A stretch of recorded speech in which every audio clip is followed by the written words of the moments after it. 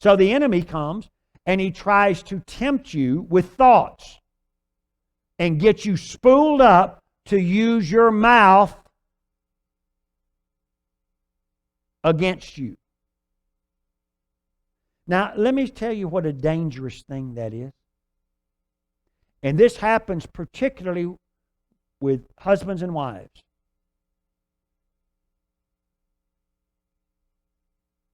Those people that are the closest to you can get to you the easiest because you care about what they think about something.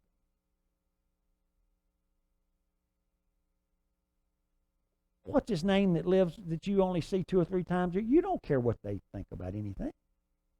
But you do care what your spouse thinks about stuff. You care what your spouse thinks about you. But the devil will get you too spooled up. And Beth and I, when we're teaching on this, there are signs that you watch. If you ever catch yourself pitted against each other, that a red flag ought to go up. And that red flag ought to be, you have fallen for a trap. Stop. Your position is always supposed to be side by side fighting the enemy, not fighting each other. If you're going at each other, something's wrong. Red flag goes up.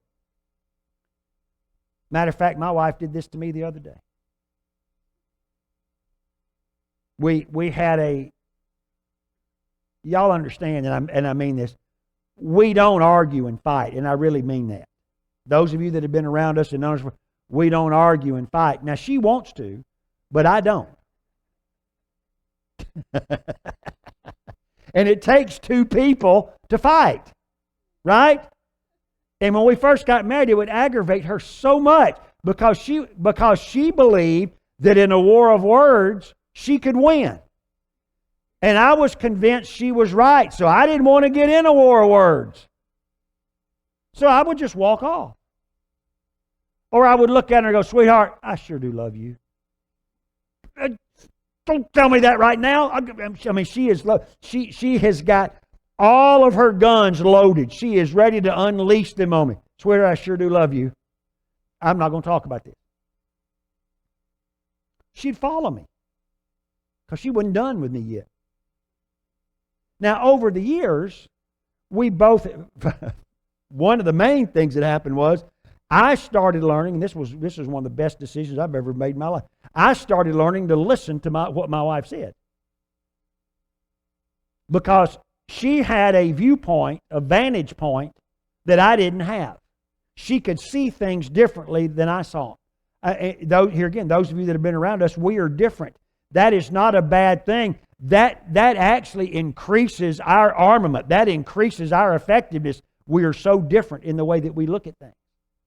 Well, the other day we got into a disagreement over something, and I said something and she said something, and she said, we need to stop this right here. There's no need in us talking about this anymore. And I said, you're right. And we went on. But sometimes it's just fun to get in an argument and just unload on somebody. Y'all ever heard the expression, just get it off? Glad I got that off my chest. Can I share something with you? If you ever hear coming out of your mouth, man, I'm glad I got that off my chest, you have messed up.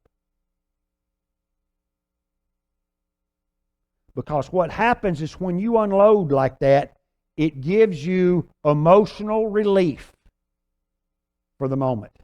Yeah, got to tell them what I thought. But I want to share something with you. Words are eternal. So when you unload on your spouse, you may never recover from it. When you say things in the heat of battle, and you call them stuff, and you accuse them of things, and you will never recover from that. Now, you can realize that you're wrong, which is smart, and you can repent and ask them to forgive you. And they will. but they won't forget. And it's not their fault. When you sow words of discontent and discord,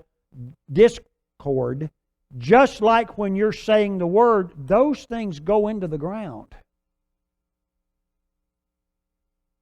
And they want to grow. And believe me, now, let me ask you this question.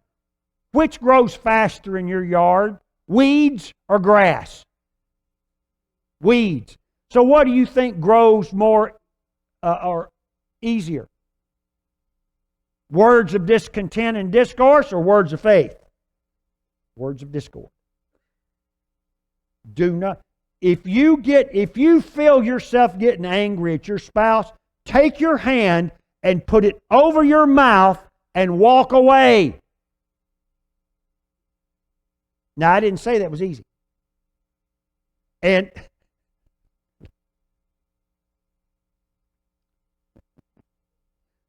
ladies, if your husband does that, don't follow him into the room still going after him. He's trying to retreat, which takes a lot. And I can tell you something. If you go in there and keep poking the bear, it's going to get unleashed on you. So if he's man enough to put his hand over his mouth and shut up and turn and walk away from the situation, let him. And just think of yourself as you won. Okay? Just think, yeah, I really won that. Husband, same things with you. If your wife says, I don't want to talk about this, listen to that. Now, the thing with Beth is there's sometimes that things need to be talked about. It's not necessarily that we are at odds with one another. But it may just be, it may be something that is sensitive that we need to discuss. Not an argument, not a fight. And so I'll bring it up and she'll say, I don't want to talk about that right now. Well, I've learned over 47 years of marriage, listen to that. If she doesn't want to talk about it right now, we're not going to talk about it right now. Because every time, without exception, that I have pushed it, it has not ended well.